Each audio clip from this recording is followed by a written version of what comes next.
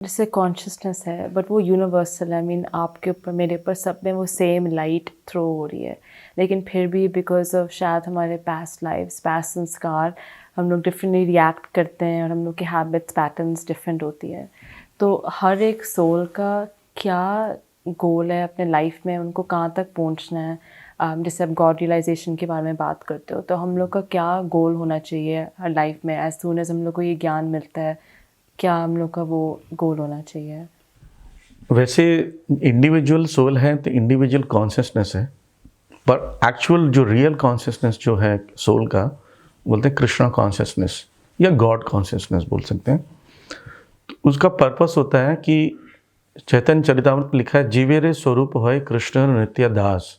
यानी जीव का जो स्वरूप है, रियल कॉन्शियसनेस है, या बोल सकते हैं एब्सोल्यूट प्लेटफॉर्म पर जब वो कॉन्शियसनेस चले जाती है, वो एक ही पर्पस होता है, टू सेटिस्फाई गॉड, कृष्ण का सेवा करना। जब ये डिस्टॉर्टेड रहता है या रजोगुण तमोगुण की संपर्क में आ जाता है, तब वो व्यक्ति संसार में खो जाता है।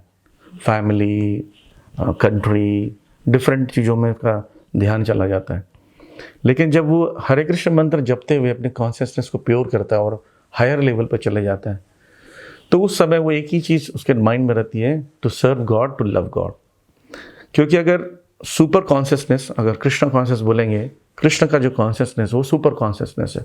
उस कॉन्शियसनेस के लेवल पर जब हम आ जाते हैं, ट्रांसीडेंटल प्लेटफॉर्म कहते हैं जो, तब ऑटोमेटिकली वो व्यक्ति अपना स्वरूप जान जाता है, अपने रियल आइडेंटिटी जान जाता है कि मुझे सर्व करना है कृष्ण को। ये लक्ष्य होना चाहिए। और सोचिए कि पूरे संसार में सारे लोग सिर्फ यही कृष्ण कॉन्शियस में होंगे, तो कोई लड़ाई नहीं, कोई युद्ध नहीं, कोई टेंशन नहीं, कोई एंग्जाइटी नहीं, कुछ भी नहीं होगा, सब कुछ अच्छा होगा, सब हैप्पी रहेंगे। और आप जब गॉड के बारे में बात करते हैं तो ऑटोमेटिकली वो भक्ति में कैटेगराइज होता है। लेकिन अ लॉट ऑफ टाइम्स जो यूथ होती है एंड वो ज़्यादा ज्ञान योग, फिलॉसफी में इंटेलेक्ट के थ्रू से ट्रांसेंड कर सकती है।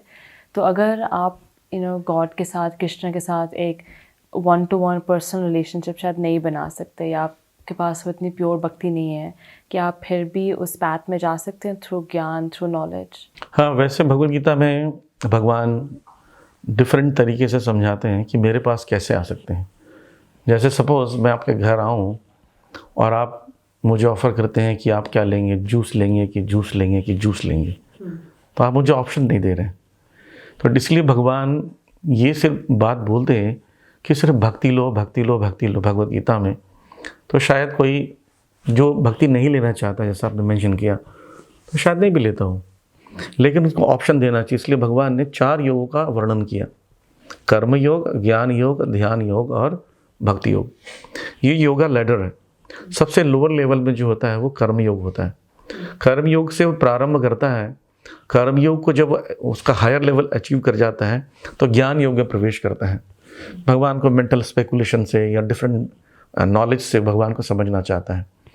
जब वो ज्ञान योग को समझ जाता है और उसको फीलिंग होने लगती है कि नहीं, मैं भगवान को समझ चुका हूँ और भगवान कहीं नहीं है, भगवान मेरे हृदय में है, तो भगवान पर वो केंद्रित हो जाता है, परमात्मा पर। जो परमात्मा पर ध्यान लगाता है उसको ध्यान योग कहते हैं। पर ध्यान योग में भी जो मेडिटेट करते रहता है, यम नियम आसन प्राणायाम प्रत्याहार धारणा ध्यान समाधि, 8 स्टेजेस होते हैं अष्टांग योग। तो जब वो अष्टांग योग को कंप्लीट कर जाता है तो लास्ट स्टेज जो होता है, परमात्मा पर ध्यान लगाता है, तो वो सोचता है कि सच ए ब्यूटीफुल फॉर्म भगवान का है कि आई वॉन्ट टू सर्व, मैं कृष्ण की सेवा करना चाहता हूँ। इस स्टेज पर जब आता है तो वो भक्ति योग प्रारंभ होता है।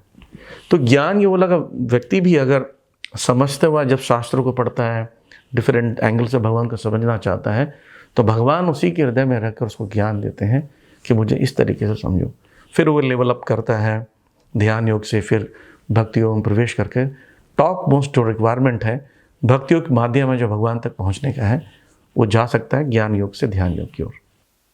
जब आप फॉर एग्जांपल आदि शंकराचार्य जी के बारे में बात करते हैं, तो वो अद्वैत वेदांता को फिलॉसफी में बहुत मानते हैं, और बट दैट्स डिफरेंट फ्रॉम भक्ति योग, राइट? तो वो फिलॉसफीज में क्या डिफरेंस है? आदि शंकराचार्य की जो फिलॉसफी है, मैं पहले बता दूं कि शंकराचार्य जो है शिव जी के इनकारनेशन है और विष्णु पुराण में इनका वर्णन किया गया है। जब बुद्धा फिलॉसफी बहुत ज़्यादा हाईलाइटेड थी, उस समय वेदों को डिनाई किया गया, क्योंकि वेदों के नाम पर लोग क्या कर रहे थे, पशुओं को मार रहे थे। पशुओं को मारने के लिए, रोकने के लिए भगवान स्वयं भगवान बुद्ध के रूप में आए और उन्होंने बताया अहिंसा परमो धर्म, यानी अहिंसा को नष्ट करने, रोकने, अहिंसा स्टैब्लिश करने के लिए उन्हें क्या बोला, वेदों को मत मानो, क्योंकि वेद के बहाने ही वो डेथ हो रहा था, किलिंग हो रही थी। तो अब उन्होंने जब उनको ये बोला कि नहीं, आपको वेद नहीं मानना है, तो उनकी बातों को फॉलो करते हुए, क्योंकि भगवान तो पावरफुल, भगवान प्रीच करेंगे, सब मानते हैं। तो उसके बाद क्या हुआ कि धीरे धीरे सब लोगों ने वेद को डिनाई करना शुरू कर दिया। लेकिन वेद का मिसयूज हो रहा था, वेद गलत नहीं थे। इसलिए भगवान विष्णु ने शिव जी को रिक्वेस्ट किया कि आप दोबारा वेदों को स्टैब्लिश करने के लिए जाइए। आदि शंकराचार्य के रूप में वो आए। तो वेदों को स्टैब्लिश करने का काम आदि शंकराचार्य का था, लेकिन एक काम और करना था। वैष्णव और जो सो कॉल्ड वैष्णव है, नकली वैष्णव, वो सब मिक्स्ड अप थे। उनके बीच में एक डिफरेंस क्रिएट करने के लिए, एक ये प्योर वैष्णव है, ये वैष्णव नहीं है, ऐसा स्टैब्लिश करने के लिए शंकराचार्य ने ये मायावाद फिलॉसफी दी, शारीरिक भाष्य दिया, जो वेदांत सूत्र पर आधारित है, ताकि लोग उसको पढ़ें और वो समझ जाएं कि मुझे ये मायावाद फॉलो करना है और वैष्णविज्म कुछ और होता है, तो इससे अलग अलग हो जाएगा। जैसा मान लीजिए एक सभा में जाएं और कुछ लोग ड्रिंक करना चाहते हैं, पर वो ड्रिंक नहीं कर रहे सबके बीच में बैठकर, और कुछ लोग प्योर हैं जो ड्रिंक नहीं करना चाहते किसी भी कंडीशन में। तो उनको अलग करने का तरीका क्या है कि हम बोलेंगे नहीं, आज स्पिरिचुअलिटी के नाम पर हम सब लोग एक एक ग्लास ड्रिंक करेंगे, तो जो मेरे साथ आना चाहता है चलो। तो जो ड्रिंक करने वाले चले जाएंगे, तो वो लोग नकली होते हैं, वो चले जाएंगे। तो आदि शंकराचार्य ने उन लोगों को वैष्णविज्म से अलग कर दिया, क्योंकि शिव जी तो स्वयं वैष्णव नाम यथा शंभु है, वो तो अगेंस्ट नहीं बोलेंगे वैष्णविज्म की। तो वो जो ज्ञान मार्ग जो उन्होंने बताते हैं, वो बताते हैं कि एक ब्रह्म ज्योति है, और ब्रह्म में एक समय के बाद आत्मा को उसमें प्रवेश कर जाना है, ब्रह्म ज्योति में। पर ये बहुत ही लो लेवल का भगवान का रियलाइजेशन है। ब्रह्मेति परमात्मेति भगवानेति शब्दयते, श्रीमद् भागवतम बता रहे हैं कि ब्रह्म से ऊपर परमात्मा का रियलाइजेशन है, परमात्मा के रियलाइजेशन से ऊपर जो भगवान का है। तो उन्होंने कम से कम शून्यवाद जो बुद्धा फिलॉसफी से ऊपर उठाया, वेदों को स्टैब्लिश किया, और उसके बाद उन लोगों को अलग कर दिया जो नकली वैष्णव थे, और उन्हें मायावाद को स्टैब्लिश किया। परंतु वो भी जब भगवान की शरण में आ जाएंगे और ये भक्ति फिलॉसफी को फॉलो करेंगे, तो वो भी सक्सेसफुल हो सकते हैं। आप फॉर एग्जांपल आप ड्रिंक्स और अल्कोहल के बारे में बात कर रहे थे। आजकल आप देखते हो, आई मीन वेस्ट में तो अल्कोहल, ड्रग्स, ये सारी चीज़ें नॉर्मल है। आई मीन आप कोई करता है तो कोई बड़ी डील नहीं है। बट यहाँ पर इंडिया में भी वो इन्फ्लुएंस आता जा रहा है। मैं बाहर जाती हूँ तो यहाँ के यूथ वही लाइफस्टाइल फॉलो कर रहे हैं जो यूएस में है, एंड उनका कल्चर अडेप्ट कर रहे हैं, अपने रूट्स में स्टिक नहीं कर रहे हैं।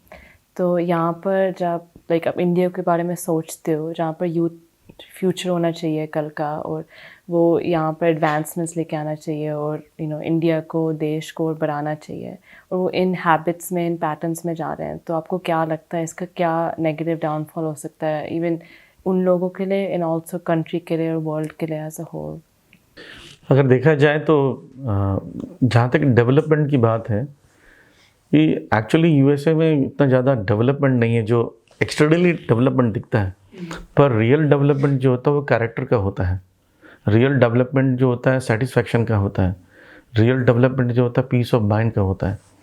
अगर आप उस रेट को देखेंगे तो उसके हिसाब से उतना ज़्यादा सेटिस्फैक्शन नहीं है आफ्टर ड्रिंकिंग ये सब करने के बाद। अब इंडिया का प्रॉब्लम ये है कि इंडिया के जितने भी यूथ हैं वो यूएस को फॉलो करना चाहते हैं। उस पैटर्न को जब ले रहे हैं तो वो भी उसी में अडॉप्ट करते हुए उसी फॉर्म में जा रहे हैं। लेकिन रियल सेटिस्फैक्शन स्टार्ट होता है तब जाकर हैप्पीनेस स्टार्ट होता है। भगवान भगवद गीता में इसका वर्णन करते हैं। वो बोलते हैं कि जिसका बुद्धि स्थिर है उसका मन स्थिर रहेगा, जिसका मन स्थिर है उसका सेटिस्फैक्शन होगा, जिसका सेटिस्फैक्शन है उसी को हैप्पीनेस मिल सकता है। तो बुद्धि स्थिर होना या मन का स्थिर होना ज़्यादा ज़रूरी है। और इससे सबको पता है कि शराब पीने से या बाकी चीज़ों का करने से स्टेबिलिटी नहीं आ रही है। तो इसलिए मुझे लगता है कंट्री के लेवल पे भी देखा जाए तो हम ज़्यादा डेवलप थे पहले, इन सेंस कि लोग हैप्पी थे, सेटिस्फाई थे। अब वो नहीं है। अगर आप देखेंगे 50 इयर्स बैक में जाएंगे तो देखेंगे ज़्यादा सेटिस्फाइड थे लोग, अब कम सेटिस्फाइड हैं। तो मुझे लगता है कि इंडिया में ये लोगों को शिक्षा देनी चाहिए कि हम ज़्यादा स्पिरिचुअलिटी की ओर जाएं। जो आप कर रहे हैं करिए, लेकिन अपने लाइफ में भगवत गीता को ऐड कीजिए, भगवत गीता की शिक्षाओं को ऐड कीजिए। फिर आप अपने वर्क को भी, अपने काम को भी करते हुए आप सेटिस्फाइड भी रहेंगे और हैप्पी रहेंगे।